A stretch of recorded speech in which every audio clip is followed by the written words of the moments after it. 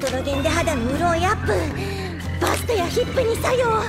最も多くエストロゲンが分泌される瞬間は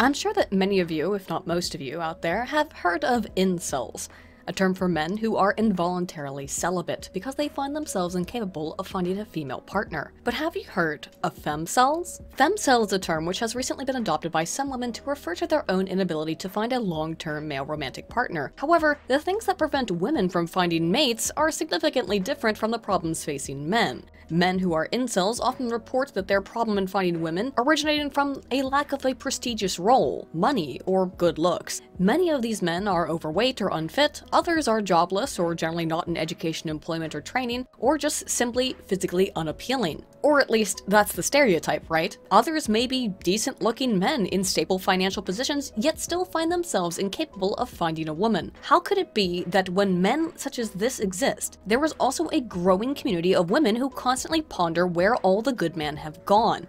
I'm not so sorry. I'm not with anybody. I'm here solo. Sorry. Let's start it again. I'm Becca. This is my husband. You don't have a husband.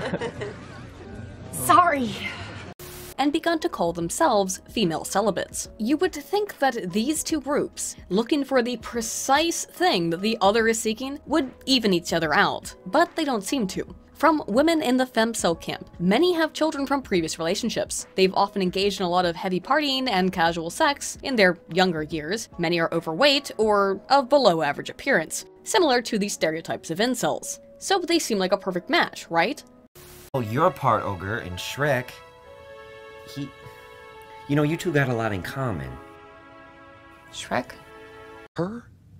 While it is possible that both incels and femcels may expect a standard of partner that is above their own place in the sexual marketplace, preventing their ability to obtain a mate in the status they desire, others do seem to have minimal standards. And these minimal standards seem to differ across the two groups. For incels, the desire is typically for companionship and sexual contact, but for women, the desire is seemingly for financial stability and security. What could thereby be responsible for this disconnect in two groups that are seemingly seeking each other, yet missing the goalpost? While the growing divorce rates have leveled off over the last decade or two, single motherhood continues to grow in frequency, particularly in the African American community in the United States. But we know that single motherhood is related to poverty, lowered performance in school, and delinquency of the products of that single motherhood. And while there's all kinds of large issues, social politics that we could talk about that may have led to this, I would argue that a very key part of the answer lies not in a grand conspiracy, not necessarily, but rather in a simple little pill, designed likely to fix the very problems that it has created in its wake: female hormonal contraceptives. And before you flock to the comments to tell me how I'm wrong, stick with me here for a moment so I can explain a bit what I mean. Let me be clear, I am not against birth control on principle. I've taken it myself in the past as a treatment for a lady problem I myself had, as do many other women. But let's consider the evolutionary nature of humans and how hormonal contraceptives have changed our reproductive landscape. Women have always been the selectors of genes, in that if a woman really wants to self-abort, she can do it, albeit to her own possible peril. We went to one of those clinics, one of those underground clinics, because Frank didn't want to spend a lot of money. Yeah? And I had the procedure, and then they told me you were dead. Okay. And then 3 months later, you popped out, happy as a clam. Similarly, both men and women alike have found methods of contraception and used them for thousands of years to prevent unintended pregnancy. But consider how ancient Homo sapiens are as a race, and our evolutionary proclivities in addition to our social tendencies. Women get to select their mating partners, and for evolutionary purposes, women will tend to seek out the best genes to reproduce. All species seek to propagate, and as a process of adaptation, stronger genes tend to be the ones which survive over generations, ultimately changing the entire species over a long period of time in evolution. For this reason, the most valuable mates are sought out by both genders of many species. But looking specifically at humans, we also need to consider the case-selected nature of our kind. Our case selection theory is a framework of the biological sciences which categorizes species into more R or case-selected frameworks. R-selected species generally have a shorter gestation time, and there is little need for parental involvement. It is a brute force method of reproduction by producing as many offspring as possible as quickly as possible and hoping that some of them will survive. It is the spray and pray of reproductive methods. We actually kind of look alike. Remember when I said Job had a son? I'm Job. I wasn't just saying that. In high school, Job became intimate with these girls. These girls got pregnant. This one had a baby. And that baby would grow up to be Steve Holt. In contrast, more K-selected species take a long time to gestate and to raise their progeny to maturity. That is, more R-selected species are looking for the best genes to propagate, but more K-selected species are looking for both the best genes to propagate and the propagator of those genes to be the most stable provider, such as to ensure the development of the offspring. And humans are a definitively K-selected species. Within our species, women are the ones who get to determine which traits are passed on to future generations, at least at large. Again, on evolutionary principle, women should seek out the best genes for the human race to excel, and as such, women are often attracted to physically strong, masculine men who represent genetic success. However, only a small percentage of men are built like Adonis. And for all women to hop on his deistic dong, none of them would have a dedicated husband and caregiver to help raise the result of their amorous entwine. I am aware of the effect I have on women. So you should be heading back to your desk. Okay, bye, Charles. Well, you'll let me know. Goodbye. She's such a special person. She's turning 50 this year. Unlike many other species, humans are social animals who require the assistance of one another, particularly when it comes to raising our children. We find a litany of negative effects related to single parenthood, in large part for this reason. In other words, while women have a genetic desire to reproduce the best genes from a basic evolutionary perspective, humans have a need for stability and for a family structure for the purpose of raising children. And for this reason, we have developed the ideas of marriage and monogamy, with men finding unique ways outside of pure physical appearance of their genetic value to demonstrate it via creation, intelligence, ingenuity, and so on, ultimately producing all of the wonders that modern society has to offer in cohesion with women. Monogamy and relationships between pair-bonded couples is ultimately what allowed for the prosperity of human intelligence to flourish. Because otherwise it would be the low IQ, high masculinity men that would have propagated. But with this system, it's the high IQ, creative, and inventive men who propagated their genes, in addition to the more generally genetically attractive. And this tend to pair bond, it goes back to some of the most basic aspects of our biology. To facilitate human pair bonding, ensuring that a male and a female will remain together for a long enough time as to raise their offspring, focusing on the well-being of their children, a very simple couple of hormones come into play, those being oxytocin and vasopressin.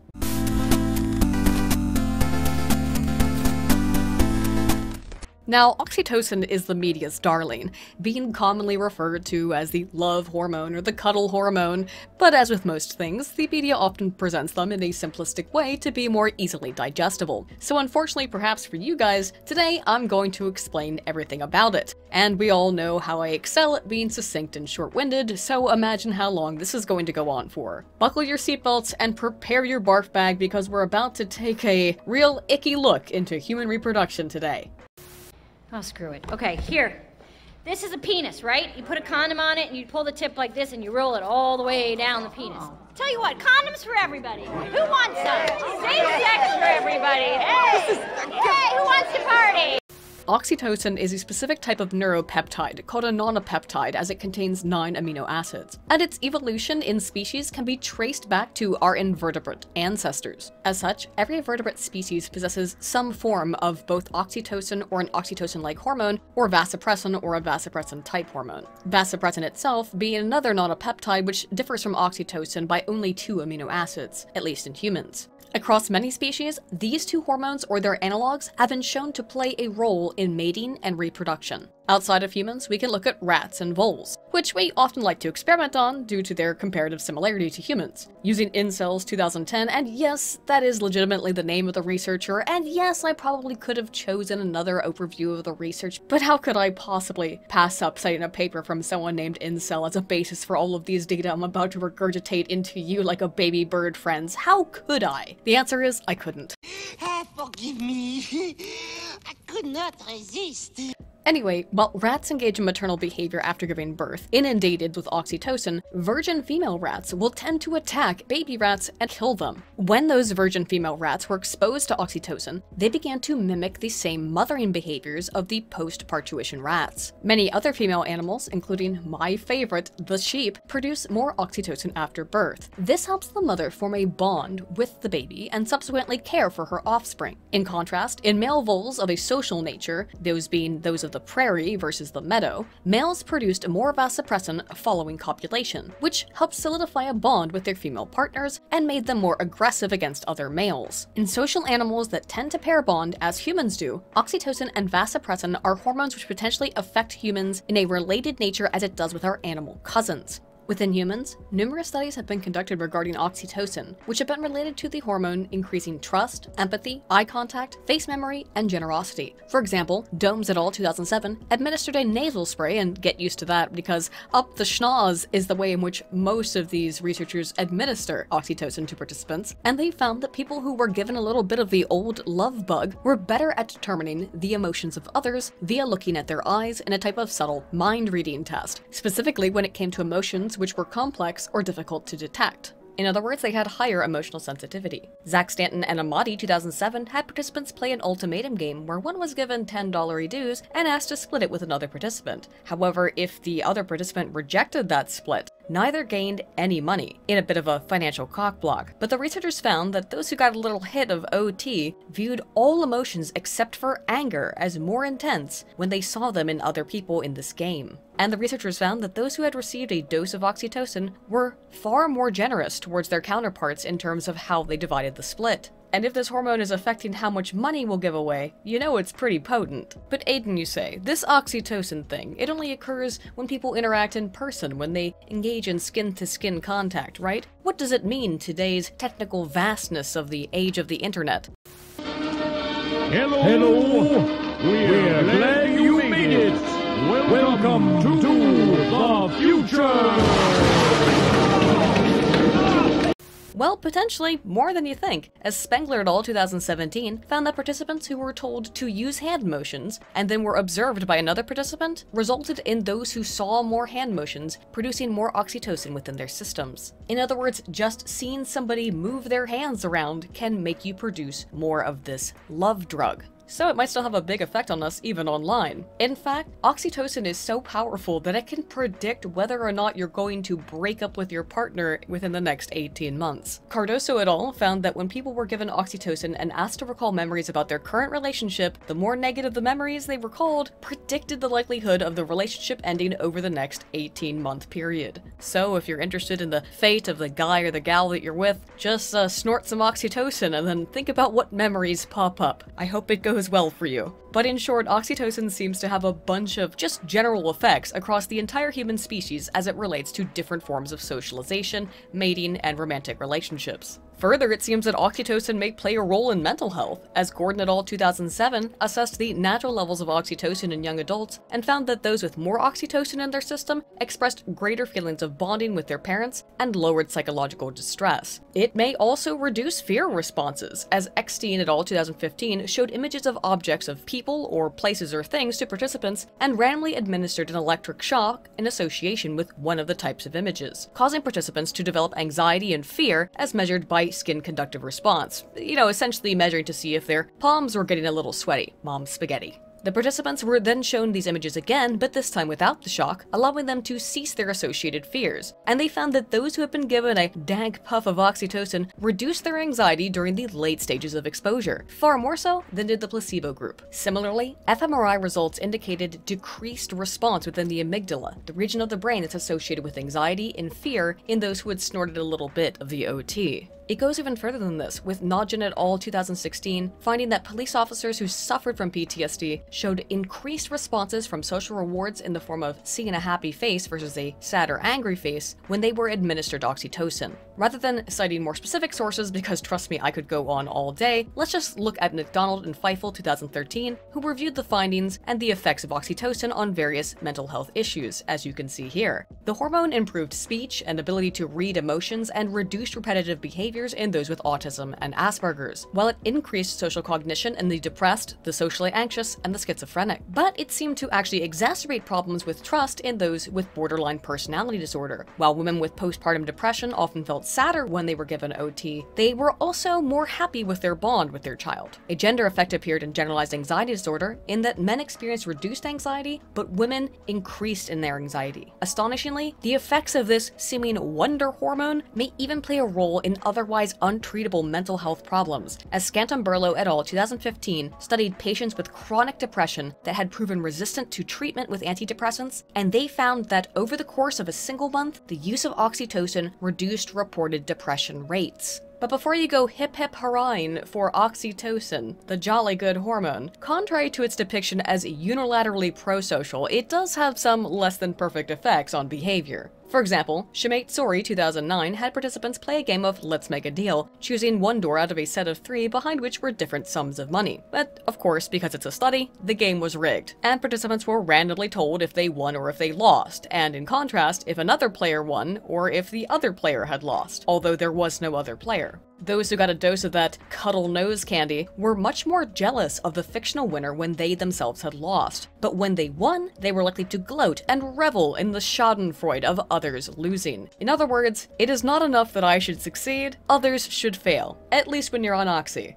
It's a German term for shameful joy, taking pleasure in the suffering of others. Oh, come on, Lisa. He's usually all happy and comfortable and surrounded by loved ones, and it makes me feel... What's the opposite of that shameful joy thing of yours? Sour grapes. Boy, those Germans have a word for everything.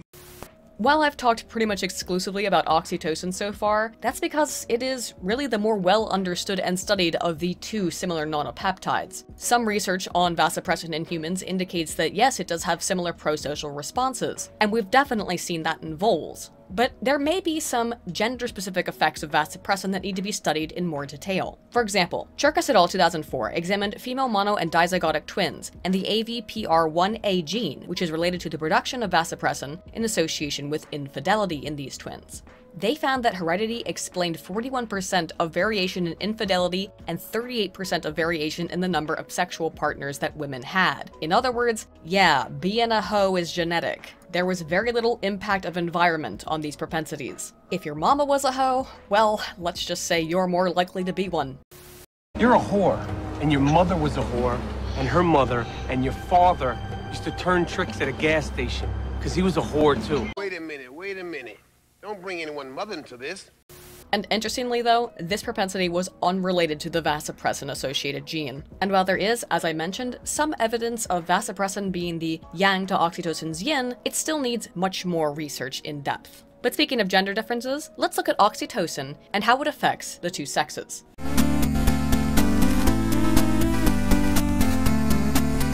If oxytocin is the social bonding hormone, then it should play a role in keeping those filthy male pigs from running off with some shameless hussy, right? Well, Shield et al. 2012 showed men a photo of a beautiful woman, and then female interviewers asked the men about their perceptions of what distance would be socially appropriate to stand near or away from that beautiful woman at a party. Men who were in committed romantic relationships, likely getting a pretty hefty dose of that oxytocin on the reg, viewed the appropriate distance as much further away than single men did, regardless of the behavior of the female interviewer. Single men, yeah, they wanted to get a little bit closer to that lovely last. Preckle et al. 2014 exposed male participants to a good snort of the old aerosolized cuddle chemical, and then scanned their brains after showing them images of physical or emotional infidelity, and found that those who had been given oxytocin were less aroused by infidelity and noted a different activation pattern in the anterior cingulate cortex, or the ACC. The ACC is an area of the brain which, like most part of our noggins, is responsible in some ways for many different functions, but those include decision-making, morality, impulse control, delay and reward, and emotions in general, so keep that in mind. But in short, men who had been exposed to oxytocin were less open towards the idea of cheating on their romantic partner, even if they themselves weren't in a relationship. The correlations to oxytocin extend beyond the social sexual into the pure sexual and reproductive, absolutely degenerate nature of humans to engage in consensual sex in the missionary position for the purpose of procreation. Repulsive. Oh my, how lewd. But by that I mean that Chitmay et al. 2017 studied men who suffered from infertility and found that low oxytocin levels were related to semen volume, pH, and even sperm morphology. That is, lack of oxytocin makes your little swimmers swim a bit backwards. So getting a little skin-to-skin contact might help by increasing that oxytocin, while polishing the banister all alone might leave your little guys a little bit special. What I'm saying is, without oxytocin, your sperm are gonna have to take the short bus to the ovum. Yeah, but you hear these strange stories, you know, like there's this pill these women take, or sometimes the guys will slam their heads up against a wall of hard rubber. Oh, that's nonsense. Here, what if it's a homosexual encounter? In contrast, in women, the majority of research on oxytocin has been concerned with the bonds between mother and child, finding that oxytocin was an important factor in parental attachment and maternal behaviors in women. After all, children can tend to be just a little bit difficult, don't know if you know that, and thus oxytocin helps encourage maternalistic care, because otherwise we probably couldn't tolerate someone who craps and cries and destroys our sleep cycle, at least not most of us. But we can see this through measurement. For example, Matheson 2001 measured mothers' levels of hormones every 15 minutes as they breastfed infants and found that the touch of their infant child increased production of oxytocin. Feldman, Gordon, Zagori, and Sharon 2010 found that both male and female parents expressed increased oxytocin when they interacted with their children. Essentially, oxytocin gives parents the strength to put up with long, sleepless nights of crying, which surely otherwise they would be quite unfond of. And given what I've just said about babies having that slight tendency to be just a little bit disruptive of normative sleep patterns, Schuhofer 2018 found that when women were deprived of sleep, they themselves produced higher levels of oxytocin. And while men who were forced to stay awake remained relatively stable in their production of oxytocin, they also expressed greater pain resistance. But it gives us another example of how the human species has evolved to take care of their own progeny. And oxytocin is a major part of that. But given all of these effects that we've seen of oxytocin on maternal behaviors and caring bonding behaviors, if we just give some oxytocin to people, they should themselves adopt more maternalistic behaviors, right?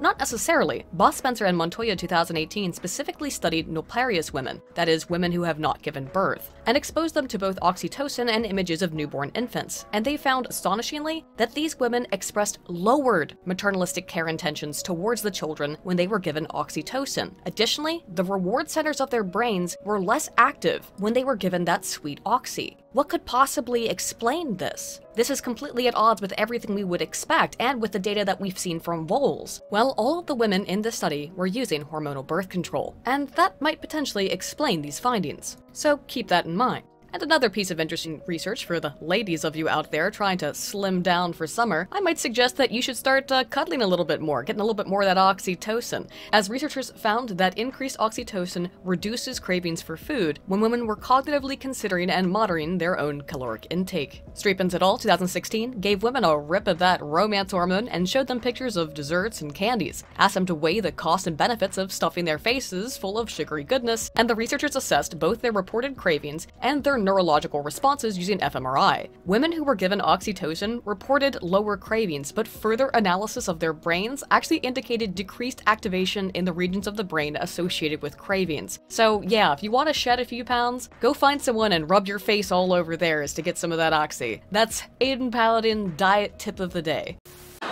You just answer. It's like a reflex. Do I look fat? No. Is she prettier than I am? No. Does size matter? No. And it works both ways. Across the genders, Shiel et al. 2014 exposed men and women to a line of love lube right up the nose and asked them some various questions about moral dilemmas, and found that men on OT were more self-interested while women took longer and considered the well-being of others over themselves. This so-called cuddle hormone is related to more altruism in women, therefore, and more self-centeredness in men, which in many ways provides a partial explanation for our dimorphic sexual tendencies. Women prefer more group-oriented good of the many type situations when exposed to oxytocin, while women prefer more individualistic good of the few. From an evolutionary perspective, men are trying to protect while women are trying to affiliate. There is one thing that specifically differs in oxytocin production across men and women. That is women's natural menstrual cycle. Engels et al. 2019, in a comprehensive review of oxytocin and ant flow, found that oxy peaks around the same time as does ovulation in women. And as such, all of the pro-social effects that we've looked at so far concerning this hormone are uniquely more or less powerful during different times of the month for women, with it peaking when they are most fertile and depressing when they are menstruating. And this makes sense. When women are most fertile, they are also more social, less afraid, more kind, more giving, less anxious, less stressed out, and more capable of understanding the emotions of others. All things that might bring them greater success at attracting a mate. But speaking of nature, what exactly happens when we throw different hormones into the mix, when we start to add or remove things from this basic equation of human social interaction? What happens when we throw oral contraceptives into this boiling pot? You know, the things that specifically are intended to alter a woman's natural biological cycles so that she doesn't ovulate and cannot become pregnant. Well, given everything we've learned so far about oxytocin and its pro-social effects on bonding and mating behavior, we also now need to look at the potential impact and interaction on behavior and hormonal contraceptives.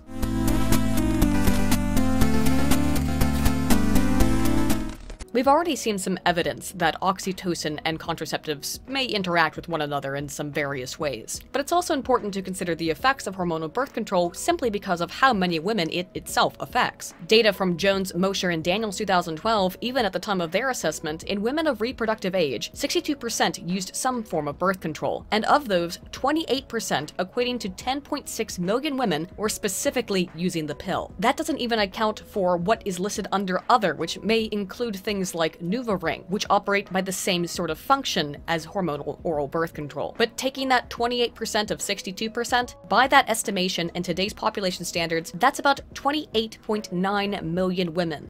Please note that the percentages in these pie graphs do not add up to 100% because the math was done by a woman.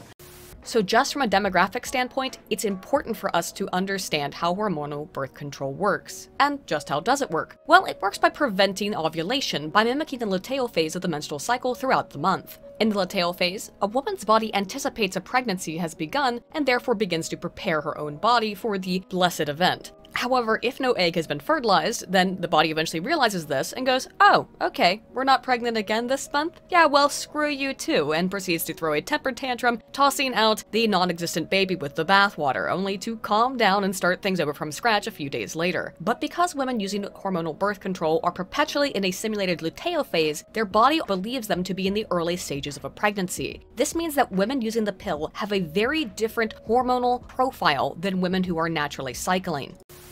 And then I noticed fluctuating patterns, and I started graphing them.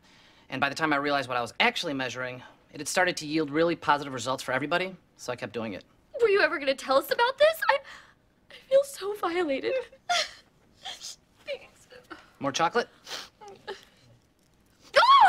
Which is important not only to prevent pregnancy, sure, but also has a lot of social implications, both long-term and short. First of all, ovulating women are just seen as more sexually attractive by men, as Miller, Tiber, and Jordan 2007 found in an examination of the amount of tips that were received by strippers who were either cycling or using hormonal contraceptives. Yeah, sure, going to the strip club in the name of science, lads. I see what you're doing there. Actually, what I think I find more amusing is that to avoid revealing the purpose of this study was to assess tipping behavior, the researchers put up flyers in the paper and Craigslist and such, saying that they were looking at strippers in order to specifically just study their menses. Yeah, that's a little bit creepier. If I were a stripper, I think I'd pass on that study. The other thing I figured out is the only thing that attracts attention in strippers more than pity is money. And I brought a shitload of that. Anyway, they found that ovulating women received the most tips and menstruating women the lowest. However, women on the pill consistently made it rain less frequently and did not benefit from the increase in tips seen in ovulating women because they don't ovulate. So for those more degenerate ladies of you out there, if you're looking for a part-time job as you finish your law degree, consider purchasing a fertility monitor and shaking what your mama gave you for just a few days a month to maximize your profits with minimal shame. And that's my Aiden Paladin stripping tip. Just the tip. So, men find fertile women more attractive. Wow, what a completely unexpected finding. I'm flabbergasted. What about women, though? How are they affected by this change in hormones? Well, for once, in many ways, diversity really is our strength in this case, at least when it comes to genetics, as can be displayed in mate choice and the major histocompatibility complex, or MCH, in both animals and in humans. MCH is a series of genes related to our immune systems, and the more antigen diversity of the mating pair, the stronger the acquired immune system of their subsequent offspring. Basically, when it comes to immune systems, opposites attract. And because of this, women naturally seek out men with more disparate MCH, which is so key to our reproductive nature that it is detectable essentially by scent. We've never found a lot of good evidence for the existence of human pheromones, but MCH functions in many similar ways. Women are particularly affected by MCH exposure when they're ovulating. This is because dissimilar MCH men produce healthier offspring, and with the answer to the question of what is the meaning of life, the universe, and everything being truly not 42, but the survival of our genes, ensuring that the best ones are reproduced as our innate basic desire, yeah, we want to listen to what the MCH tells us to do. Garver and Apgar 2006 assessed couples' MCH and reports of sexual satisfaction across menstrual cycles, and found that women with similar MCH to their partners were sexually less receptive and also reported more instances of infidelity, particularly during ovulation. This is because normally ovulating women will be more attracted to MCH dissimilar men, even if it's just for a genetic pump and dump. But further research has actually indicated a causal link between hormonal contraceptive use and MCH similarity preference. Within 3 months of taking birth control, women on the pill displayed much greater preference for MCH similar males, in the complete opposite direction of their natural proclivity for more genetically compatible partners. In other words, women on the pill are more attracted to men who would make poor fathers for their offspring from a genetic perspective, to the point where cycling women can freaking smell the incompatibility on men. I think all these chicks are gay. Yeah, I don't know that they're gay. I think they can just smell how disgusting you are. It sucks for me. Additionally, from the Alberg and Luma overview, non-pill users found more feminine, softer male faces attractive for long-term relationships, while pill users preferred more feminine faces for short-term relationships and more masculine faces for long-term ones. That is, potentially hormonal contraceptives result in women being more interested in getting themselves a healthy dose of that sticky vanilla soy on the short term, but only want the most attractive, most masculine men in the long term.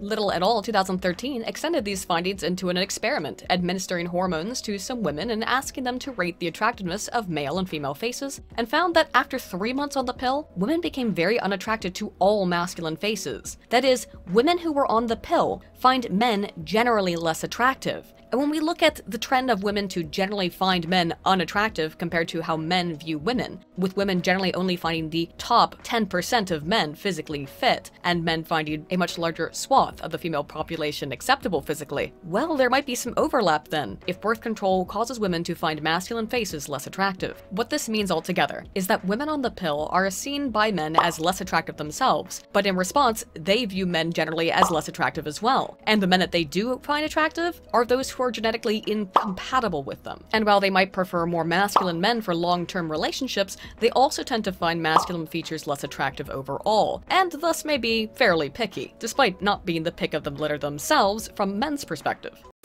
If they have a good personality and they're not great looking, then who fucking cares? Well, let's just say hypothetically, okay, what if they have a good personality? I know. There are no girls with good personalities. Got it!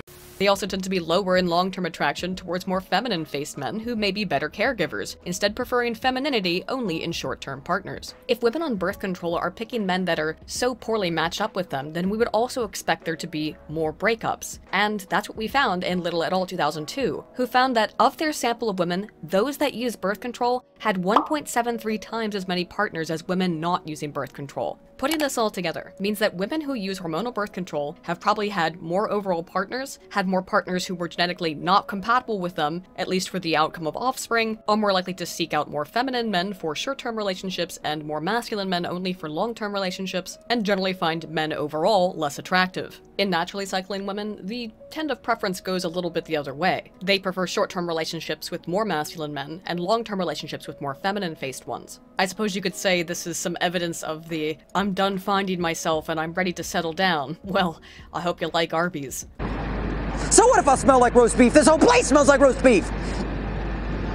More feminine-faced men may have less powerful genes, but they may be more stable providers. And again, this is why we invented marriage. Women may want the tippity-top best genes, but they know that they won't always have access to them, and instead stability weighs out over gene preference. At least traditionally. But it seems that throwing this hormonal imbalance into the mix may imbalance it. Outside of partner selection and attraction, use of oral contraceptives can affect women's behavior related to their partner. For example, Kobe et al. 2011 found that women who took a higher dose of esteradol were significantly more jealous and envious of others. This might be in part because women taking oral contraceptives have a little bit of difficulty in judging the emotions of others, as we'll talk about here in a moment. But it's also worth pointing out that we saw an increase in jealousy in people who were taking oxytocin. So perhaps there's more to do here with oxytocin. Keep that in mind. But back to emotions, Hamstra et al. 2014 showed images of faces to female participants and found that those who were taking birth control were less capable of distinguishing emotions in photographs accurately in comparison to cycling women. Particularly, they were incapable of determining disgust, anger, and sadness as accurately as their cycling counterparts.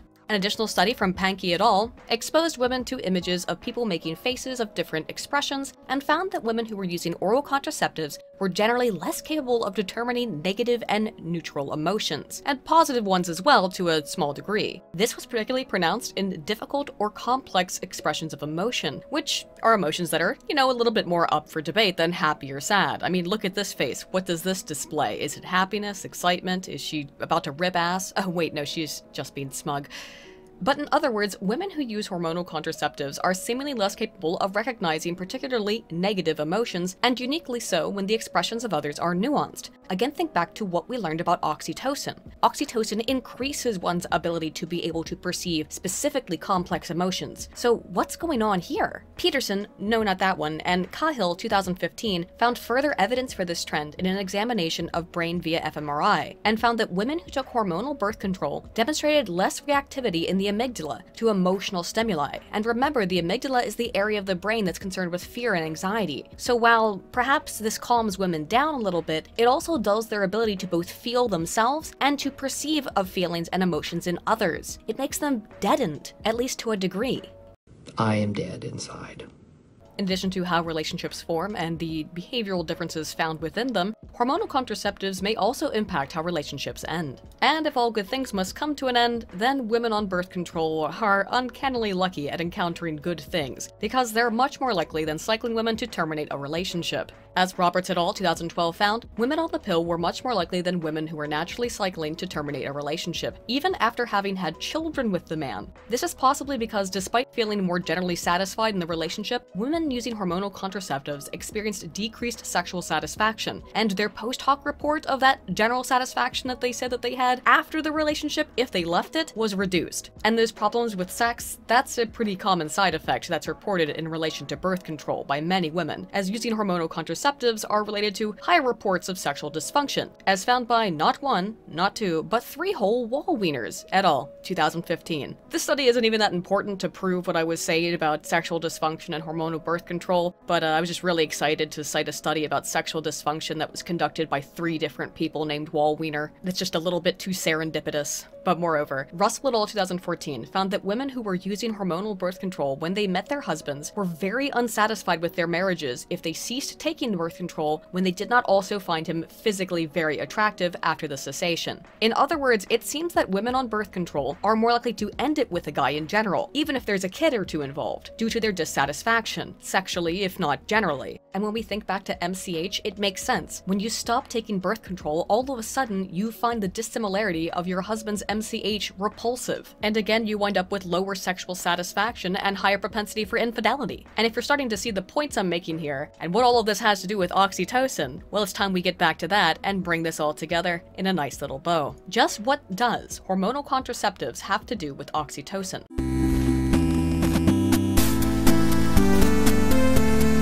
Given all of the kind of negative things that we've seen so far about the behavioral changes that are potentially linked to hormonal contraceptives when it comes to partner selection, relationship stability, emotional perception, jealousy, sexual satisfaction, and infidelity, surely our best old pal, oxytocin, the love hormone, can do something about these seemingly negative effects, right? First, we need to ask, is there a relationship between oxytocin and contraceptive pills? We already have seen some of it, but let's get more precise. For example, we know that oxytocin differs in its levels across a woman's time of the month, and that hormonal contraceptives lock a woman's hormonal phase into the luteal one, which is relatively low in oxytocin. So how do these two interact? To assess this, Shield et al. 2015 gave women a snort of pure oxy-nasal napalm and showed them pictures of either their male romantic partner or a female friend, and asked them to assess their general attractiveness towards the two people. Interestingly, while cycling women given oxytocin expressed greater attraction towards their man, women on hormonal contraceptives were unaffected by the increase in oxytocin to be more attracted towards their mate. The researchers suggested that hormonal birth control, by altering the natural levels of estradiol and progesterone, potentially inhibits the effectiveness of oxytocin, which might in part explain why women on the pill are less sexually satisfied and may not receive many of the benefits that humans typically receive from a hit of that old oxy. And foremost among these, in various ways, is dissatisfaction with sex and relationship, either be it a function of one's chosen partner being similar in MCH, or simply because the normal level of oxytocin is being inhibited in its reception. So ironically, the very pill that's supposed to make sex easier and consequence-free likely plays a role in diminishing the enjoyment of sex.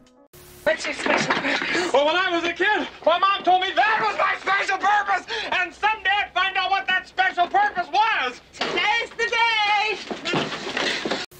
To provide a potential explanation for this relationship between oxytocin and hormonal contraceptives, we have to go back to Stock, Silber, and Uvnas Mollberg, 1989. And I know that seems ancient compared to most of the stuff I've been citing today, and there is a possibility that some more advances in hormonal birth control may have changed this, but at least at the time of assessment, a series of studies illustrated that women who took hormonal contraceptives were significantly higher in oxytocin at all times of their cycle than women who were not using birth control. This means that women who use hormonal contraceptives always have a higher level of oxytocin, and what that may mean is that an increase of oxytocin may have no effect. The constantly elevated level makes the body more accustomed to that amount of oxytocin, and as such, all of the positive bonding and prosocial effects we've talked about that are associated with oxytocin may be stymied by the overproduction of the very love bug itself. That's just a guess of mine though.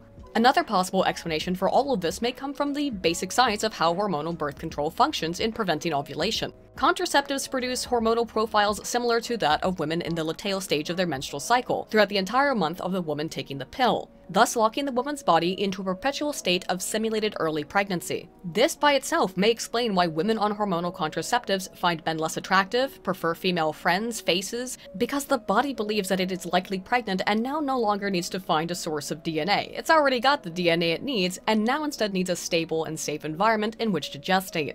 Don't you oppress me. I'm not oppressing you, Stan. You haven't got a womb. Where's the fetus gonna gestate? You're gonna keep it in a box?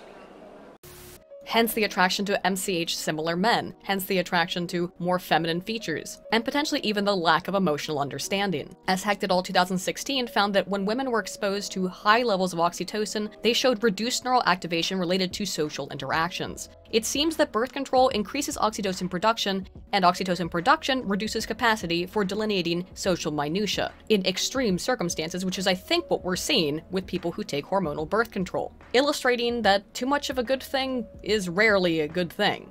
So think about all of the findings we've discussed about oxytocin. If hormonal birth control increases production of oxytocin and complicates pair bonding by mismatching women with males, could it be then that, for example, the childless women we spoke about earlier from Boss et al. 2018 were less inclined towards childbearing when given oxytocin was a product of them using hormonal contraceptives? I think we can say that there is some pretty good evidence for that. So with all of this in mind, let's come to some conclusions.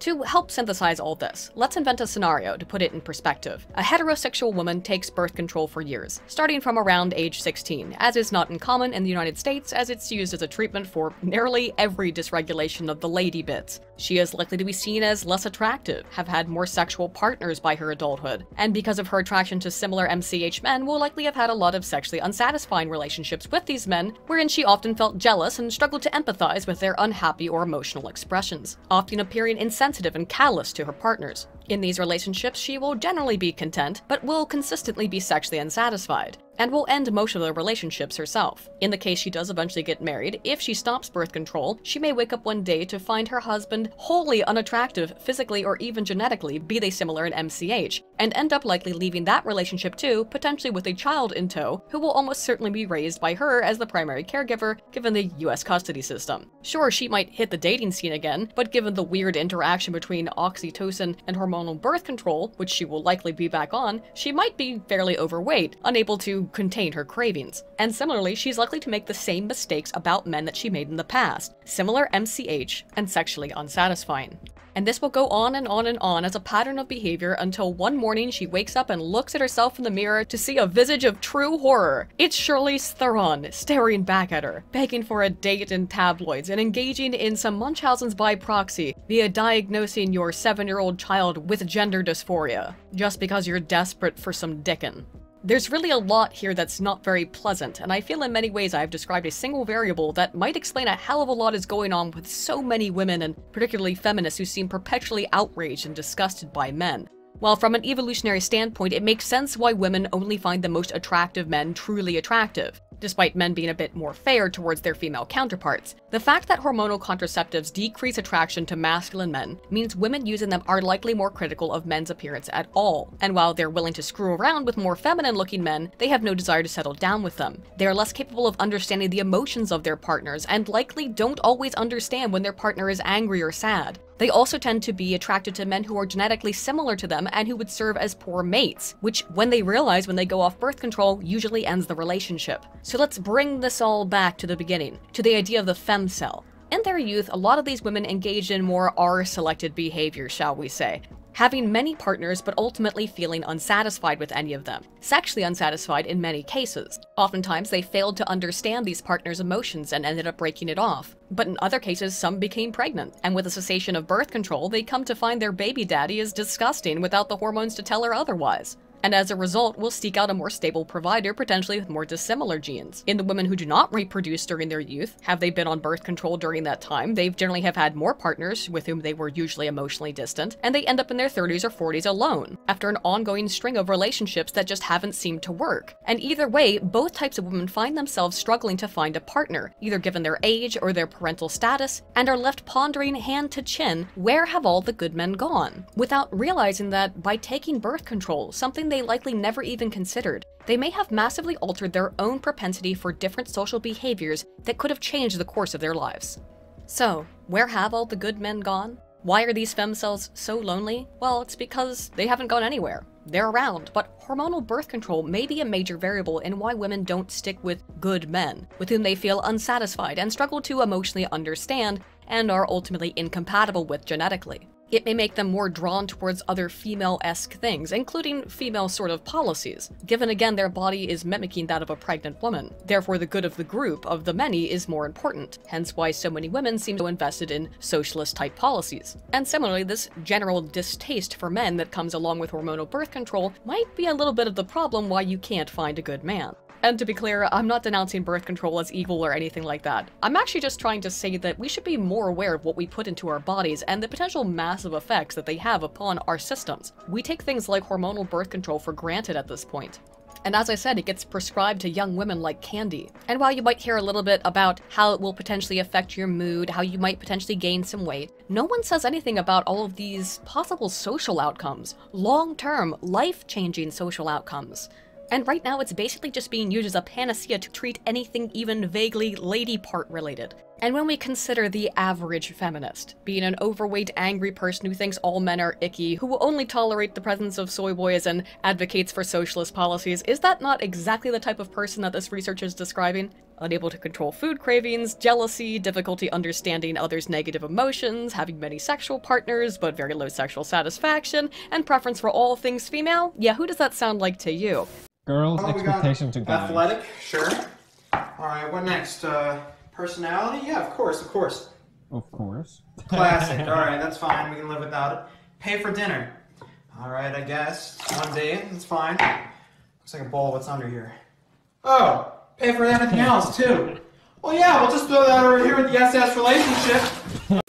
Another reason I bring this up is because right now we're kind of embroiled in the debate about whether or not to give children hormone blockers or hormone replacement pills. If hormonal contraception has this kind of major effect upon women, we need to seriously consider the kinds of effects those major changes have upon the body and the psyche as well. Or am I way off base? Do you have an alternative hypothesis? Again, let me know in the comments below, and before you head off, guys, I have a couple big announcements to make. If you enjoy the content on my channel, then you might be someone who's interested in things such as men's rights, freedom of speech, and current political topics. If so, I would like to invite you to 2 events that I will be attending in August of this year. First is the International Conference for Men's Issues, hosted by the lovely Honey Badgers, between August 16th and 18th, 2019 in Chicago, Illinois, and Minds IRL on August 31st in Pittman, New Jersey. I will link to both of the events below, but for those of you interested in going to Minds, you can get 10% off your ticket price by using the code AYDIN, that's AYDIN. Both conferences feature tons of awesome speakers, including the likes of Sargon of Akkad and Count Dankula, but I'll be there as well if you want to stop by and say hi. Anyway, I'll give you guys a couple more reminders about that as we get a little bit closer to the event, but thank you so much for watching this video and for all of your support.